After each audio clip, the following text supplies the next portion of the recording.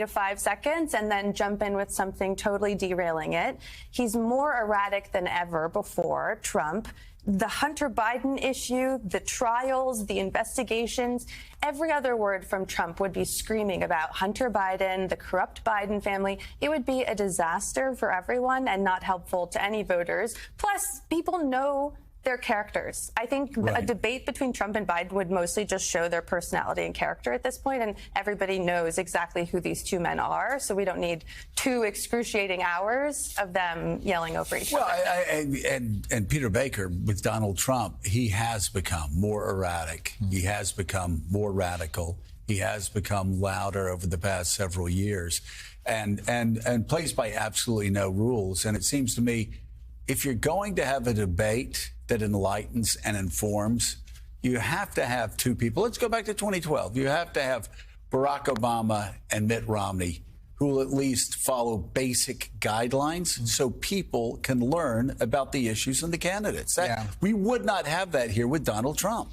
Part of the problem is that a debate is meant to test candidates and to show whether they have command of the issues and to force them to answer questions that are uncomfortable. So if we don't have a debate, fine.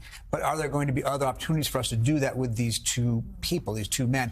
And that's a real problem because neither one of them, frankly, is taking questions from hard questioners. Of course, Donald Trump did give an interview to Kristen Welker for Meet the Press, and Joe Biden has from time to time given interviews to Stephanie Ruhle and others from this network, for instance. But broadly speaking, neither one of them is doing the kind of interviews and taking questions in a hard way from reporters that previous generations have, and that's a real problem. And that matters because I've gotten emails from readers who are like, I'd love to see a Trump-Biden debate because I want to see just how much or whether each man has mentally declined since 2020. And I think that's something else that people could potentially glean from a debate like that.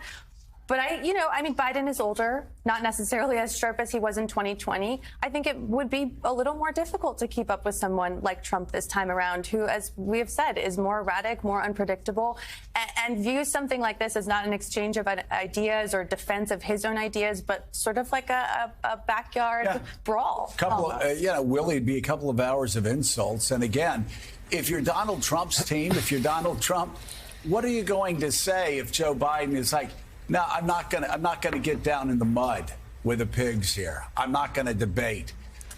What's he gonna say when Chris Christie was calling Donald Trump a coward?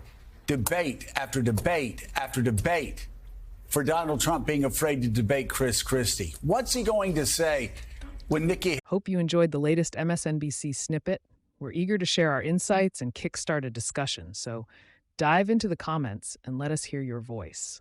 If you appreciated the content, don't forget to show some love with a like and stay coacted by following and subscribing for more engaging clips. Many are arguing that a debate between Biden and Trump would be unproductive or even damaging, but to suggest we forgo such a cornerstone of our democratic process would be, in truth, the real disaster. A debate isn't just tradition. It's a vital platform for candidates to articulate their policies, respond to direct challenges, and validate their fitness for the highest office. As a supporter of Donald Trump, I believe he has a unique ability to command attention and to challenge political norms, a trait that is not only refreshing but necessary to shake up a system that has grown complacent. Critics fear a debate would devolve into personal attacks, especially concerning Hunter Biden's issues and alleged corruption within the Biden family. But isn't accountability a key principle of governance? Trump's directness in raising these concerns is not only appropriate, but required. Why should potential misconduct or the effectiveness of a political dynasty be immune from scrutiny? If there are questions to be answered, a debate stage is the perfect forum to pose them. Furthermore, claims that Trump's behavior would render the debate non-informative are unfounded. His unorthodox approach has frequently exposed real issues that conventional politicians sidestep.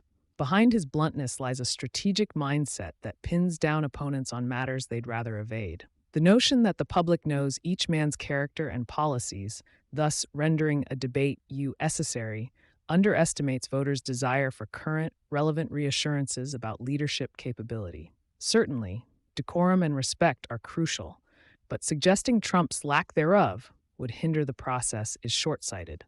Every election is a historical pivot point, and standing policies, attitudes, and rhetoric from past terms must be analyzed under the current light. A debate between Biden and Trump would provide contrasts in policy comprehension, mental agility, and vision that the American public deserves to witness. Finally, the evasion of hard questions by candidates, whether due to their strategies or media biases, is indeed a disservice to the electorate.